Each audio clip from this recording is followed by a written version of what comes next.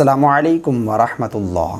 سوال یہ ہے کہ اگر کوئی شخص نماز تراویح نہیں پڑھتا تو اس کا روزہ رکھنا روزہ ہوگا یا نہیں؟ یعنی بغیر نماز تراویح پڑھے روزہ رکھنا یہ کیسا ہے؟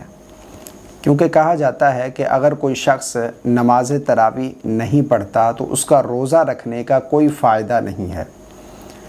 دیکھیں، اس حوالے سے سمجھ لیں کہ نماز تراویح جو ہے یہ سنت مؤکدہ ہے، اس کی بھی اپنی اہمیت ہے۔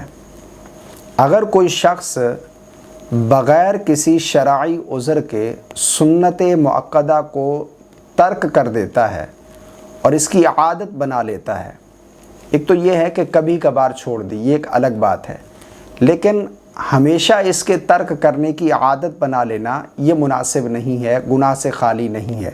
یہ سنت مؤکدہ ہے، اس کو ادا کرنا ہے، بغیر کسی شرعی عذر کے چھوڑنا یہ گناہ سے خالی نہیں ہے۔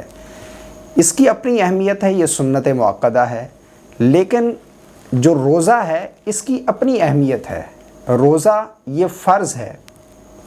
اگر کوئی شخص بغیر کسی شرعی عذر کے روزہ ترک کرے گا، ایک تو اس کے اوپر قضا لازم ہوگی اور دوسرے نمبر پر اس پر توبہ بھی لازم ہے۔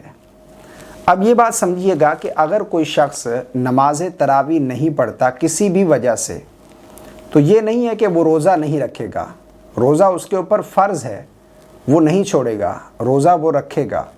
روزہ اور تراویح کا آپس میں کوئی تعلق نہیں۔ نماز تراویح سنت مؤکدہ ہے، اس کی اپنی اہمیت ہے، روزہ جو ہے یہ فرض ہے، اس کی اپنی اہمیت ہے۔ اسی طرح یہ بھی خیال پایا جاتا ہے لوگوں میں کہ اگر کوئی شخص روزہ نہیں رکھتا تو وہ نماز تراویح ہی چھوڑ دیتا ہے، یعنی کسی شرعی عذر کی وجہ سے کوئی روزہ نہیں رکھ سکتا تو وہ نماز تراویح ہی نہ پڑھے، یعنی اسے نماز تراویح پڑھنے کا کوئی فائدہ نہیں ہے۔ یہ بالکل غلط ہے، یہ سنت مؤکدہ ہے، اس کو بھی ادا کریں گے۔